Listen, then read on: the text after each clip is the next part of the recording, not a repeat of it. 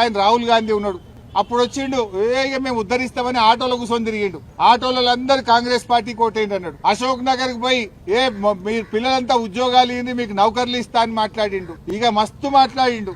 6 గ్యారంటీలకు నాది జిమ్మేదారు అన్నాడు. ఇవాళ ఎటు పోయిండు ఆయన రాహుల్ గాంధీ? ఇవాళ ఈ రాష్ట్రంలో దాదాపు 200-300 మంది రైతులు చనిపోతే రాహుల్ గాంధీ రాడు. ఈ రాష్ట్రంలో 160 మంది ఆటో డ్రైవర్లు చనిపోతే రాహుల్ గాంధీ రాడు. 116 మంది విద్యార్థులు చనిపోతే రాహుల్ గాంధీ రాడు. 42% బీసీలకు రిజర్వేషన్ ఇవ్వకపోతే పోరాటాలు జరిగితే రాహుల్ గాంధీ రాడు. కానీ రేవంత్ రెడ్డి ఫుట్బాల్ ఆడితే చూడనీకి వస్తాడు ఢిల్లీకి. వా రాహుల్ గాంధీ నీతి, నువ్వు ఎంత గొప్పనివే. ఓట్ల ముందు మాత్రం ఆటోలు ఎక్కుతావు, లైబ్రరీలు తిరుగుతావు, రైతుల కోసం వరంగల్కి వచ్చి డిక్లరేషన్ పెడతావు. ఇప్పుడు రైతులు చేస్తే రావు, పిల్లలు చేస్తే రావు, ఆటో డ్రైవర్లు చేస్తే రావు, పిల్లలు రోడ్డు ఎక్కితే పట్టించుకోవు. రేవంత్ రెడ్డి ఫుట్బాల్ ఆడితే చూడనీకి వస్తుండు రాహుల్ గాంధీ. ఇది కాంగ్రెస్ పార్టీ విధానం. దీన్ని బట్టి అర్థం చేసుకోవచ్చు కాంగ్రెస్ పార్టీకి పేదలంటే ప్రజలంటే ఏ పార్టీ చిత్తశుద్ధి ఉన్నదో అర్థమవుతుంది.